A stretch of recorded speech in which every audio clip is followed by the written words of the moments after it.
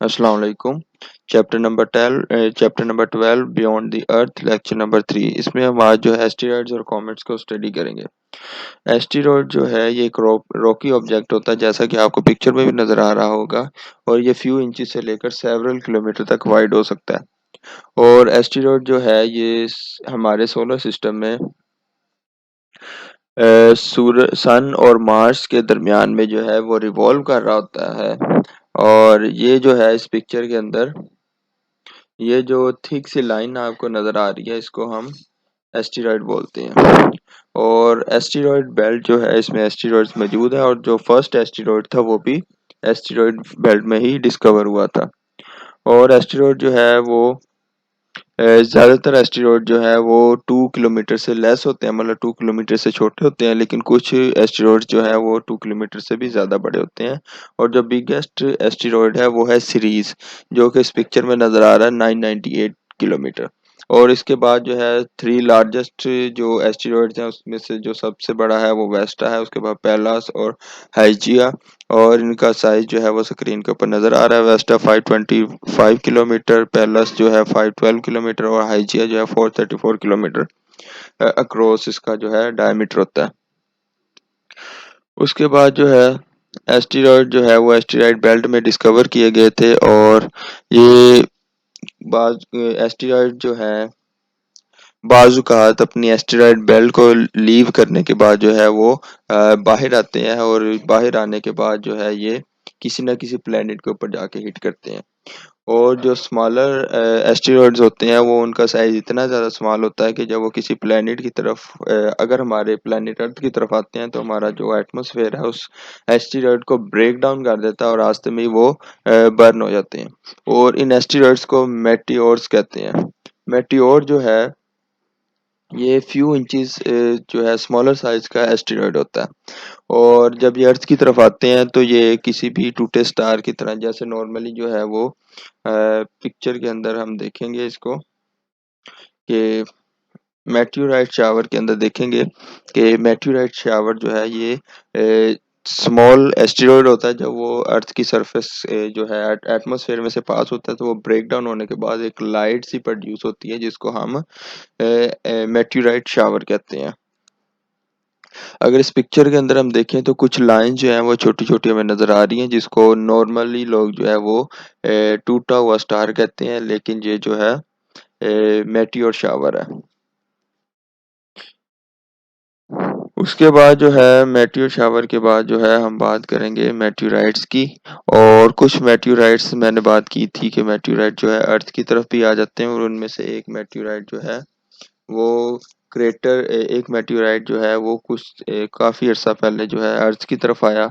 और ये जो है इसने एक लार्जर क्रेटर, मतलब एक गड्ढा बना दिया, जो कि एरिज़ोना यूनाइटेड स्टेट में प्रेजेंट है। और इसका जो साइज़ है वो 1.2 किलोमीटर है इस क्रेटर का, और इसकी जो डेप्थ है वो 200 मीटर है। और जो मेटेओराइट इसको हिट किया था उसका जो साइज़ है वो 40 मीटर था। और ये तकरीबन जो है 50,000 ईयर ओल्ड, मतलब 50,000 साल पहले जो है वो अर्थ से हिट किया था। और इसके बाद जो है कुछ साइंटिस्ट जो है कुछ साइंटिस्ट के मुताबिक जो है एस्टेरॉइड जो है 65 मिलियन ओल्ड है। और एस्टेरॉइड जो है ये 10 किलोमीटर जो है क्रॉस हो सकता है, और जिसका वेट जो 4 मिलियन टन था। 65 मिलियन साल पहले जो है एक एस्टेरॉइड जिसका साइज जो था वो 10 किलोमीटर क्रॉस और 4 मिलियन टन उसका वेट था, और उसने अर्थ को हिट किया, और उसने एक बड़ा सा जो है वो क्रेटर बना दिया, जो कि मैसिव क्लाउड ऑफ डस्ट जो है उसकी वजह से प्रोड्यूस हुआ।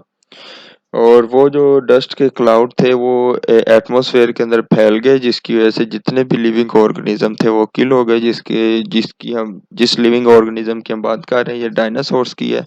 और वो सारे के सारे ऑर्गेनिज्म जो है डायनासोर्स के साथ साथ जो भी ऑर्गेनिज्म थे वो सारे के सारे उस डस्ट के जो क्लाउड थे उसकी वजह से किल हो गए। और इसी तरह जो है जो है उसके बाद जैसे जैसे वो डस्ट के क्लाउड जब वो कम होना शुरू हुए और उसके बाद जो है ऑर्गेनिज्म जो है सर्वाइव करना स्टार्ट किया। इस पिक्चर के अंदर जो है मुख्तलिफ जो है एस्टेरॉइड्स की पिक्चर नज़र आ रही हैं जो कि रॉकी फार्म में होते हैं। कुछ एस्टेरॉइड जो है मेटेलिक बने होते हैं, मतलब मेटेलिक मतलब वो मेटल्स के बने होते हैं, और कुछ एस्टेरॉइड जो है वो रॉक्स के बने होते हैं। ये भी एक जो है एस्टेरॉइड की पिक्चर है। इसके बाद जो है हमने कॉमेट्स को स्टडी करना। कॉमेट जो है एक स्मॉल ऑब्जेक्ट होता है जो कि आइस और डस्ट से मिलकर बनाता है, और ये जो है एक हेले कॉमेट की पिक्चर नज़र आ रही होगी, और इसको जो है एक प्रोब गोइटो जो है उसने जो है इसकी पिक्चर ली थी, और इसके अंदर जो है प्रोब गोइटो जो है उसकी पिक्चर नज़र आ रही है।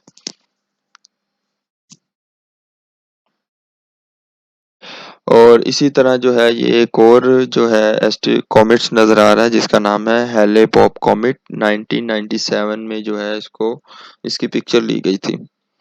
और किसी भी कॉमेट का जो सेंट्रल पार्ट होता है वो उसको न्यूक्लियस बोलते हैं, और न्यूक्लियस के अंदर जो है वो सॉलिड स्नो प्रेजेंट होती है। और जो हेले कॉमेट 1986 में जो है जिसकी पिक्चर ली गई थी वो जो थी गोइटो गोइटे प्रोब के थ्रू ली गई थी, जैसे इस पिक्चर में नज़र आ रहा है। और जो है ये हेले कॉमेट 1986 में ली गई थी। इस पैरा जो है इसके अंदर जो इसकी टेल है वो 15 किलोमीटर लॉन्ग है, 8 किलोमीटर जो है ये वाइड है, और इसका जो है थिकनेस अबाउट 8 किलोमीटर है। इसके बाद जो है थाउजेंड्स ऑफ कॉमेट्स जो है वो सोलर सिस्टम में जो है वो मूव कर रहे हैं, और ओकेजनली जो है कुछ कॉमेट्स जो हैं वो ऑर्बिट्स को लीव करते हैं, और उसके बाद जो है किसी ना किसी जो है वो एटमॉस्फेयर में एंटर हो जाते हैं। जैसे अगर हमारी अर्थ के अंदर एंटर हो तो यहाँ पे जो है ये एक जो है ये नज़र आ रहा होगा लाइन सी, ये भी एक कॉमेट की लाइन है जिसके अंदर कॉमेट जो है वो अर्थ के अंदर एंटर हुआ है। इसी तरह ये एक कॉमेट्स है जो कि अर्थ की एटमॉस्फेयर में एंटर हुआ है, और ये भी एक कॉमेट की पिक्चर है। अब जो कॉमेट्स जो हैं वो जब एटमॉस्फेयर में एंटर होते हैं तो एंटर होने के बाद जो उसकी आइस होती है वो मेल्ट होकर बॉयल करना स्टार्ट करती है, और जो है एक जायंट जो है वो टेल अपने पीछे जो है बनाती है। और जो टेल होती है कॉमेट्स की जो है बाज़ औक़ात अगर स्पेस के अंदर देखें तो ये मिलियंस ऑफ किलोमीटर तक लॉन्ग हो सकती है, और ये शाइन करती है। उसकी शाइन करने की रीज़न ये होती है कि जो स्नो जो है वो उसके अंदर जो वाटर मौजूद है वो सनलाइट को रिफ्लेक्ट करता है। और ये जो है हेलो कॉमेट, इसकी जो टेल है तकरीबन जो है 100 मिलियन किलोमीटर लॉन्ग है। इससे पीछे जो है हमने हेले कॉमेट को देखा था। हेले कॉमेट जो है इसकी जो टेल है वो तकरीबन 100 मिलियन किलोमीटर लॉन्ग है, और यूजुअली जो है वो कोमेट जो है वो सन के इर्द गिर्द जो है वो मूव कर रहा होता है, और बाज़ का जो है वो सन को मूव करता हुआ वापस स्पेस की तरफ आता है, और उसके बाद जो है वो थाउजेंड्स ऑफ ईयर तक जो है वापस जो है वो रिटर्न अपने ऑर्बिट की तरफ नहीं करता। हेले कॉमेट जो है वो 18th सेंचुरी के बाद जो है एक इंग्लिश एस्ट्रोनॉमर था जिसका नाम एडमंड हेले था, उसके नेम पे रखा गया था। और ये जो कॉमेट है ये कहा जाता है कि ये 76 ईयर्स के बाद जो है वो दोबारा नज़र आएगा। और अब जो है ये हेले कॉमेट ये 2062 में हमें दिखाई देगा, 76 ईयर कंप्लीट होने के बाद। और आज का जो टॉपिक था वो यहीं तक था, और इसके बाद जो है हम आर्टिफिशियल सैटेलाइट को स्टडी करेंगे और देखेंगे कि आर्टिफिशियल सैटेलाइट क्या होते हैं, इनका काम क्या होता है, और इनकी डिफरेंट टाइप्स को देखेंगे। और ओके, फिर अल्लाह हाफिज़। और ये जो चैप्टर है इसके जो क्वेश्चन आंसर है वो मैं आपको भेज दूंगा, उसके आपने आंसर जो है वो बुक के पेज नंबर 136 और 137 से रीड करने के बाद जो उसकी मदद से जो है इसको जो है उसको सॉल्व करना।